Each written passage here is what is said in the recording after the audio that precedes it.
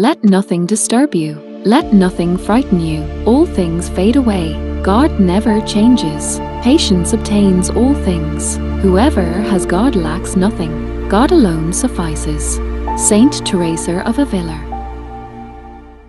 The phrase New World Order, often shortened to NWO, is one of those terms that carries weight, intrigue, and sometimes even fear, depending on who is using it and in what context.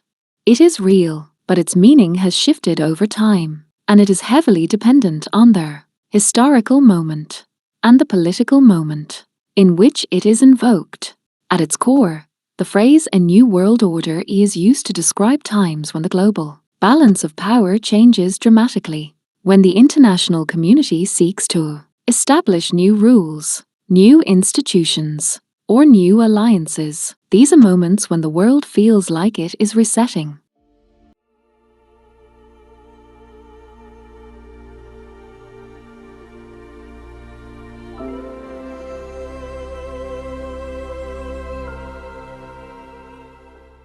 And leaders attempt to redefine how nations interact with one another. Historically, one of the earliest major uses of this phrase came after World War I. President Woodrow Wilson, in the aftermath of one of the deadliest conflicts the world had ever seen, began speaking about the creation of a new order based on democracy,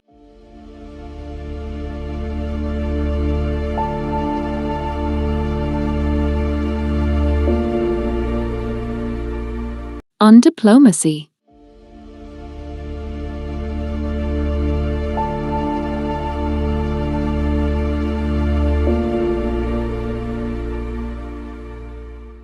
and on collective security.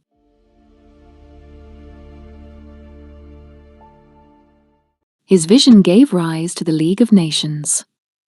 Though it ultimately failed to prevent another world war, it was the first major attempt at global cooperation under a new framework.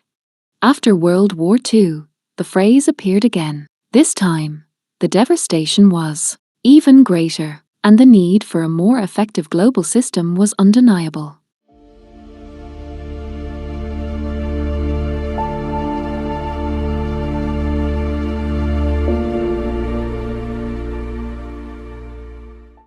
The New World Order of this era gave birth to the United Nations and the foundations of the post-war balance of power. The United States and the Soviet Union emerged as superpowers, ushering in their Cold War. Yet, within this struggle, institutions such as the International Monetary Fund, the World Bank, and others were created to stabilize economies, promote reconstruction. Fast forward to the early 1990s. With the end of the Cold War, President George H.W. Bush used the phrase prominently to describe another kind of new world order. With the Soviet Union collapsing, the United States and its allies saw an opportunity to build a global system based on cooperation, on open markets, and on collective security. For Bush, this was a moment of hope, a chance for nations to work together beyond the decades of nuclear standoff, and instead focus on shared progress.